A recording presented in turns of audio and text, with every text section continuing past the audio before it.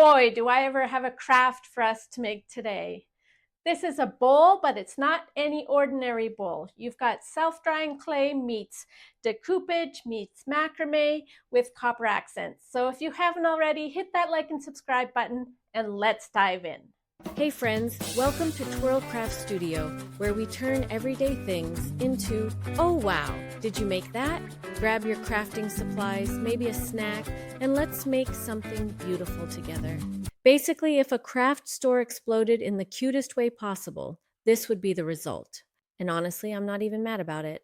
Grab your clay, your napkins, your cord, your copper wire, and your sense of adventure. Because this project is about to take a turn into, I didn't plan this, but it turned out fabulous anyway. If you're new here, hi, I'm Tlu, and I love mixing unexpected materials just to see what happens. Sometimes it turns into art.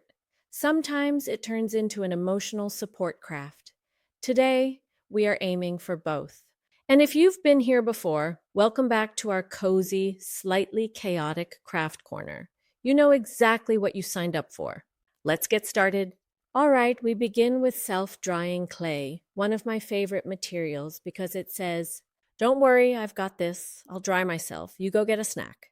Step 1, roll out the clay. The trick here is to roll it out so that it is level or pretty close to being level. Grab a mold. I'm using a large can for the base and cut your clay around it. Try to get it even, but honestly, perfection is overrated and slightly stressful. We're going for handmade charm here. Step 2, roll out your clay again, but this time we are going to make a long cut. I used a ruler. This can be a little frustrating as the ends may not be the same height. Do the best you can. Everything can be fixed with a little sandpaper later. I realize now that I should have used the can to wrap the clay around to form the sides. It would have made life about 10 times easier. But hindsight is basically the unofficial co-host of this channel.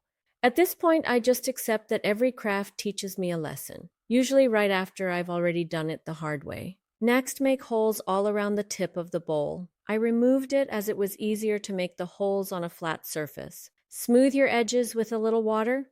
Not too much. We're not giving the clay a bath, just a polite spa moment. Quick tip: if your clay cracks a bit as it dries, don't panic. Mine usually does too. It's just the clay's way of saying, I'm aging gracefully.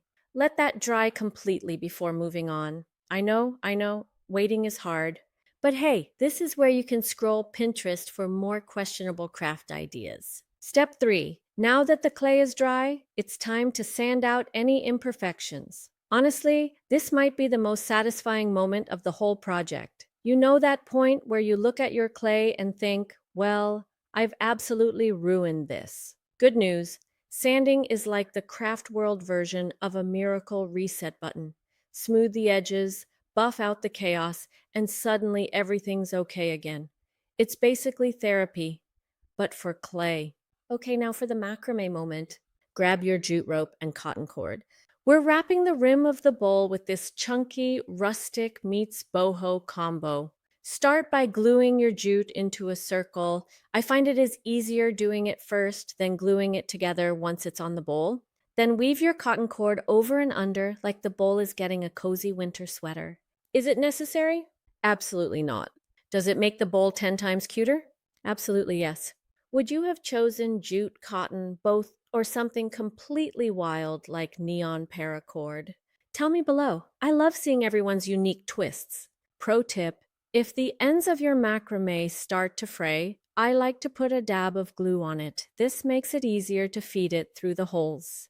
Now here comes the fun part: decoupage on the inside of the bowl. This is where the project goes from plain earth tone to floral fiesta. I'm using a bright napkin because apparently I cannot resist anything with flowers. Separate those napkin layers? Yes, all 3. Because if we skip that step, the edges will lift, the wrinkles will fight us, and frankly, I don't need that kind of negativity in my life.